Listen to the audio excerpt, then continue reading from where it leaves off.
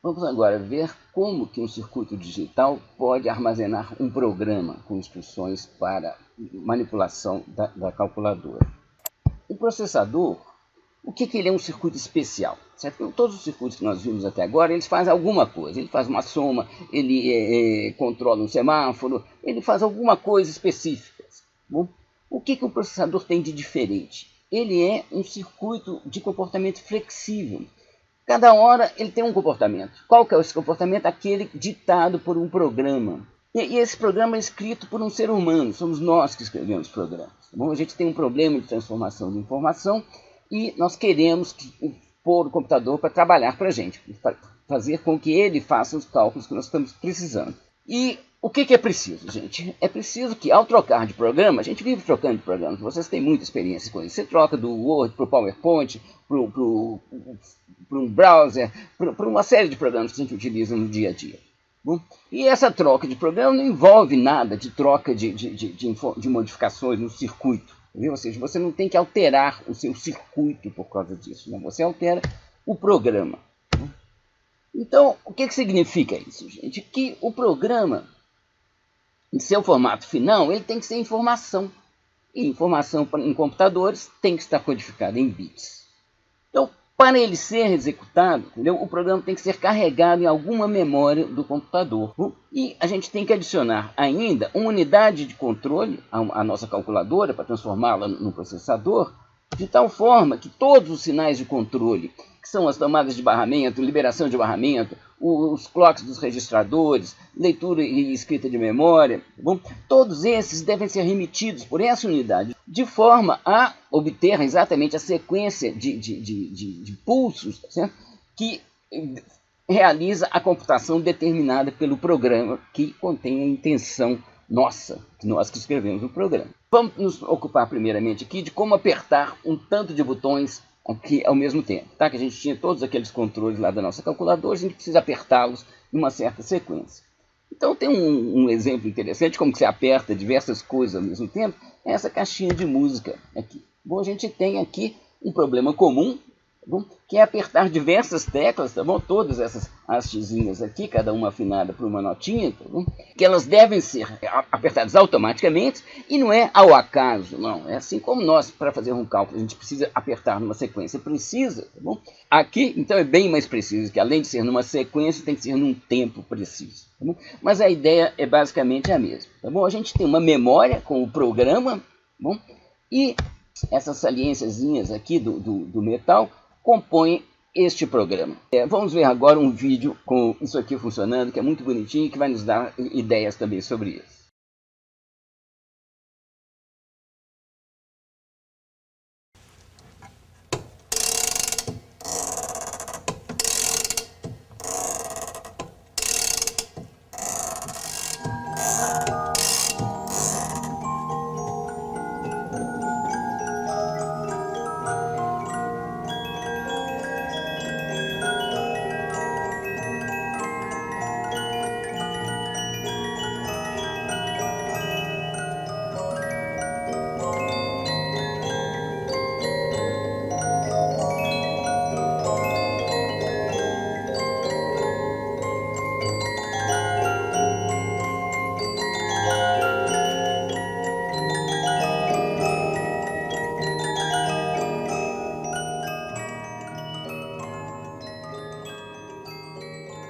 Então, agora, como que é que a gente vai colocar no programa a codificação dos sinais de controle? Bom, ele tem que ficar armazenado como uma sequência de palavras, certo? Palavras de memória, tá certo? É uma sequência, isso que vai ser o nosso programa. Bom, a gente vai chamar cada palavra dessas aí de microinstrução, por razões que eu vou mostrar no fim dessa aula aqui. Você tem instrução, é um nome reservado para uma outra coisa que é um pouco mais complexa do que essa microinstrução. E a cada sinal da calculadora vai corresponder um bit na microinstrução. Então, e o que vai acontecer? Essa unidade de controle ela vai implementar, gente, um ciclo de leitura em sequência dessas microinstruções na memória do programa. Tá bom? E os bits de cada palavra lida são encaminhados para a saída da unidade de controle e que estão ligadas aos diversos pontos de controle, aos diversos pontos, aqueles pininhos que a gente fica apertando da nossa calculadora, eles estão ligados exatamente à saída dessa memória. Ou seja, cada microinstrução, na hora que ela é lida, ela tem alguns bits que estão ligados, esses bits correspondem ao aperto desses botões. Como é que a gente codifica em bits, então, agora um programa? Tá? É mais fácil do que se imagina. Tá bom? A gente pegando um papel como esses aqui, tá bom? Um formulário como esse aqui, a gente pode, primeiro, colocar aqui todos os sinais da calculadora. Então, todos aqui. Bom, aqui o ACC Clear, aqui o ACC CLK, aqui o clock do registrador IN, aqui o clock do registrador DR, aqui os dois códigos, os dois bits da operação aritmética que se deseja fazer. Então, todos aqui, todos os sinais que o operador precisa se preocupar. Aqui estão os endereços, tá bom? Então, cada uma dessas aqui é uma palavra, tá bom? Isso aqui, tá bom? Aqui são, cada palavra é uma microinstrução, tá bom? Então, essas aqui são as instruções a serem carregadas na memória de programa. Tá bom? Aqui são os endereços de cada uma delas. Esse aqui vai estar no endereço 0, esse endereço 1, 2, 3 e 4. Aqui pode crescer o quanto você quiser. Né? E além disso, além desse programa aqui, que está codificado em bits, tá bom? Só tem zeros e uns, né? A gente pode ter nesse mesmo formulário coisas que ajudam a legibilidade desse programa, que são essas daqui, tá bom? São o que a gente chama de comentários, tá? Para consumo humano, tá bom? Aqui está a programação, essencialmente, da forma como a gente já praticou um pouco. Tá bom? Então, por exemplo, aqui ó, vocês vejam que aqui na coluna, no bit 0, que é do ACC Clear, tá bom? Tem tem um ligado e mais nada aqui, tá? O resto todo é 0. Tá? Então isso aqui equivale a fazer ACC Clear igual a 1. Como aqui o ACC Clear está em 0, é a mesma coisa que fazer o ACC Clear igual a 0 e fazer esse INBUS aqui igual a 1. Dessa linha para cá, o que aconteceu? Eu liguei esse bit aqui, tá bom? Que é o clock do registrador de endereço de memória. Então isso aqui é igual a fazer MAX-LK igual a 1. A mesma coisa vai seguindo aqui, tá bom? Aqui quer dizer, aqui esse aqui foi para 0, esse bit aqui foi para 0, esse aqui veio para 1, tá bom? É isso daqui, INBUS igual a 0, MAX-LK igual a 0, DRBUS igual a 1. E aqui, ó, daqui para cá, o que modificou foi esse bit aqui, que foi fazer o clock do RAM igual a 1.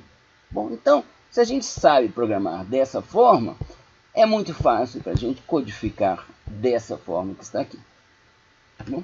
Então, transformar um programa do jeito que a gente acostumou a escrever para a calculadora, transformá-lo em bits é uma tarefa relativamente fácil. Tá bom? É melindrosa, no sentido que é muito propícia a erro, você tem que fazer, não pode errar qual bit que você está apertando aqui, tá bom? Mas é fácil. E para varrer essa memória, nós vamos precisar de um dispositivo que gere endereços consecutivos nessa memória. Tá bom? Isso a gente chama isso de um contador de programa, em geral a gente fala PC, de Program Counter. Esse contador de programa, ele tem um registrador aqui que é o endereço da microinstrução, ou seja, da palavra da memória de programa, que está em execução num certo momento. Esse registrador aqui, então ele é alimentado por um clock, ele tem um reset que é só para limpar ele de vez em quando que a gente precisa, e ele é alimentado por um circuito de soma, bom, que soma o seu valor anterior, bom, com 1, sempre com 1. Isso aqui é uma constante 1 que o Logisim oferece. Então a gente tem um circuito aqui que sempre soma 1 aqui e vai alimentando esse endereço, que a saída dele é o endereço da memória, que no caso aqui é uma memória de 16 bits de endereço. Então, deixa eu mostrar o circuito aqui. Bom, aqui está o circuito, um contador de programa. Vocês veem aqui um registrador, aqui a saída dele, simplesmente está exportando o que está armazenado aqui. Aqui já tem um circuito de soma, que sempre soma 1 ao valor já armazenado nesse registrador. Então, a cada subida do clock, então isso aqui está entrando 0 e aqui está entrando 1, na saída do somador está saindo 1 também. Então, a cada subida do clock, ele soma 1, tá bom? Então, agora aqui, já tem 1 aqui, tá bom? Então, está entrando 1 aqui nessa entrada do somador, está entrando 1 aqui também, então, na saída, nós temos 2.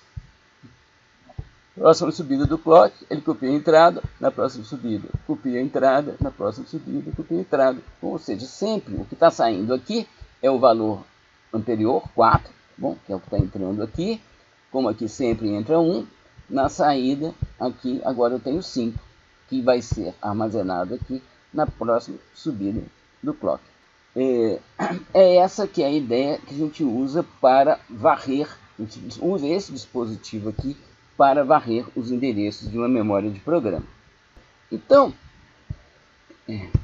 é este aqui, gente, o arranjo que a gente tem. Você tem aqui um contador de programa, bom, PC de Program Counter. Bom, a saída dele alimenta a entrada de endereço dessa memória RAM. Nessa memória RAM aqui, ó, então aqui a gente tem essa memória, que é a memória que vai conter o programa. Aqui está, no caso aqui codificado como hexadecimal, tá bom? Mas aqui estão os bits que compõem o nosso programa. E esse aqui é o contador de programa, então, que ele armazena o endereço da próxima microinstrução a ser executada. E a cada subida do clock, o valor do PC aqui é incrementado de tal forma que esses endereços, essas palavras aqui vão sendo, nesta sequência de armazenamento, é a sequência com que elas serão expostas aqui na saída da memória. Bom, então, nessa sequência aqui a gente tem um distribuidor, estão todos os sinais. Vamos ver esse circuito aqui funcionando, que é melhor para explicar. Então, está aqui o nosso circuito. A memória de programa aqui, ela está vazia, então a gente tem que carregar um conteúdo aqui. Esse conteúdo eu vou usar aqui uma facilidade do Logic, que é de carregar a imagem. Eu já tenho aqui um programa para isso aqui, que é esse arquivo que está aqui. Bom, depois eu vou explicar com detalhes como é que a gente constrói essas imagens de memória que o Logic carrega aqui. Então agora pronto, a gente já tem aqui o conteúdo da memória, tá bom? A gente tem as diversas palavras, as diversas microinstruções, cada palavra aqui uma microinstrução, que compõem o nosso programa. Tá? Esse programa aqui ele não faz nada não, ele só fica acendendo e apagando luzinhas. Tá? Mas só para a gente entender como que a partir desse mecanismo a gente consegue emitir um tanto de sinais. Então a saída aqui da memória está ligada nesse distribuidor e aqui estão uma série de luzinhas aqui, só para mostrar o que está ligado e o que está desligado. Então primeiramente, só o bit 1 aqui que está ligado, bom, mas à medida que o clock vai andando, vou mover com a mão mesmo aqui, tá bom? A primeira subida ele já foi para o endereço 1, bom, e já trocou qual sinal, já apagou um sinal e já acendeu o outro. Bom, na próxima subida do clock, ele já modificou, tá bom? Ou seja, a gente já tem agora esses sinais aqui que estão acesos. E isso vai acontecendo assim dessa forma. Deixa eu apertar o reset aqui para voltar para o endereço 0. E agora aqui vamos... Essa frequência de pulso aqui está muito alta. Um pouquinho de 1 Hz. Então agora eu vou habilitar com Ctrl K. A gente habilita o clock. Tá? Esse aqui é muito útil, esse Ctrl K. Então vocês vão ver que agora o clock vai começar a funcionar automaticamente. Então essa memória de programa vai sendo varrida e os botões aqui estão sendo apertados sem qualquer intervenção minha. Bom, o meu papel aqui já até parou, então vou parar, vou Ctrl K para também. Certo? O meu papel foi construir este programa. Bom, então é aí que eu tenho que tomar cuidado, porque na hora de construir esse programa, que eu estou determinando quais sinais serão acesos e apagados aqui de todos esses que estão codificados aqui no meu programa. Bom, resolvido o problema da emissão automática de sinais, tá bom? Com esse mecanismo que nós criamos aqui, a gente tem um outro problema de intervenção do operador, que é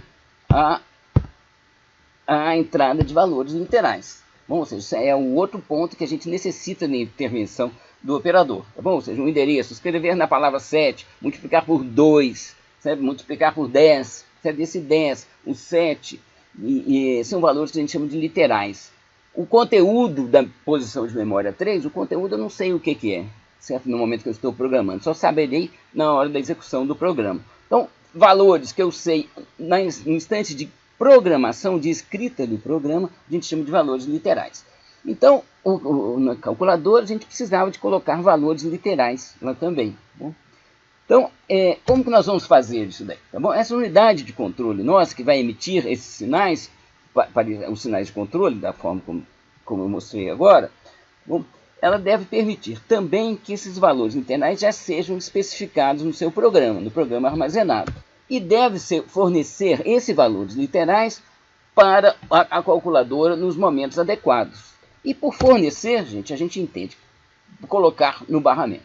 Bom, então a unidade de controle deve ser capaz de 1. Emitir sinais, 2. colocar no barramento valores literais que foram codificados pelo programador em seu programa. Então, como que nós vamos codificar esses literais? Aqui está a nossa folha de programação. Tá bom? Aqui tem uma simplificação, gente, que para não ficar poluindo muito o desenho aqui, onde tem 0 eu deixei em branco. Só mostrei os zooms aqui. Então, aqui nós vamos fazer o seguinte. As palavras nossas, que todas têm 24 bits, e nós estamos usando do bit 0 ao bit 14 como sinais, e nós vamos ter aqui o bit 23, ele vai indicar se essa palavra codifica ou não um literal. Então, por exemplo, aqui, aqui ele está em 0, em todos esses, então isso aqui são sinais comuns. Mas nessa aqui, na palavra que está no endereço 6, na microinstrução que está no endereço 6, tem 1 aqui no bit 23. Né? Então, é para eu interpretar esses bits aqui como um literal. Os bits nos 16 bits, os 16 bits menos significativos como um valor literal. No caso aqui, 1, 0, 2. E eu vou precisar também, como eu vou precisar de colocar a unidade de controle, precisará colocar valores literais no barramento, colocar alguma coisa no barramento, nós já sabemos, a gente precisa de ter um buffer controlado para que a gente consiga eliminar os conflitos, dominar os conflitos no uso desse barramento. Então a gente vai precisar de mais um sinal que a própria calculadora vai emitir para que ela tome o barramento para colocar algum valor lá.